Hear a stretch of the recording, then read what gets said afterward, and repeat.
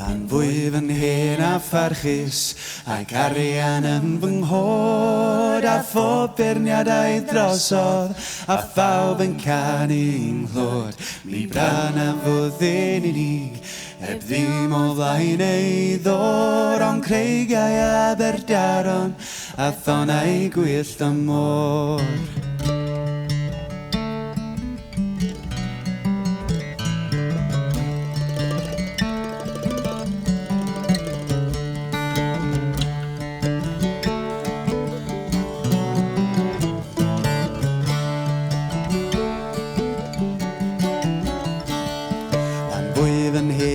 Pharchus, am gwaed yn llifo'n oer, am calon heb gyflymu, wrth wyliad codi'r lloer, bydd gofau ddim bred hynny, mewn bwthyn sydd a'i ddor, at creigiau Aberdaron, a thonau gwyllt y môr, hafen fwyf yn hen a pharchus, ac arian yn fy nghod, a ffotograffiadau drosodd, a phawb yn canu'n nghlod. Bran a fyddin unig, heb ddim o flaen ei ddor, ond creigiau Aberdaron, a thonau gwyllt y môr.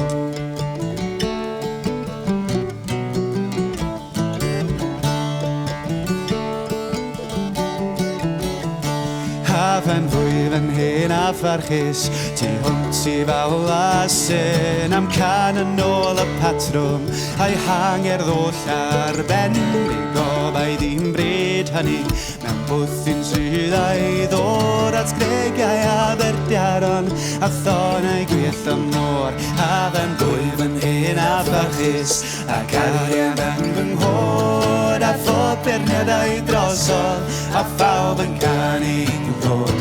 Bran a fyddin unig, heb ddim o flaen ei ddor, ond creigiau Aberdaron, a thonau gwyllt y môr.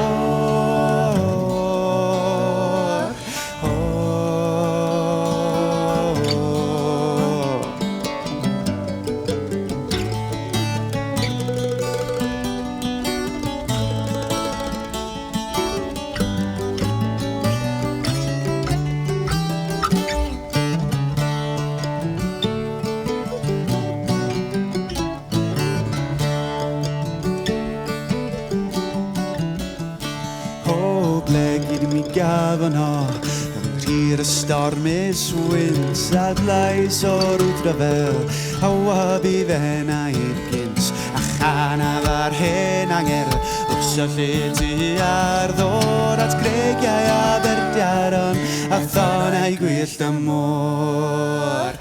Hafen fwyf yn hen a pharchus, ac arian yn fy nghod, a ffotograffiadau drosodd, a phawb yn canu'n nghlod.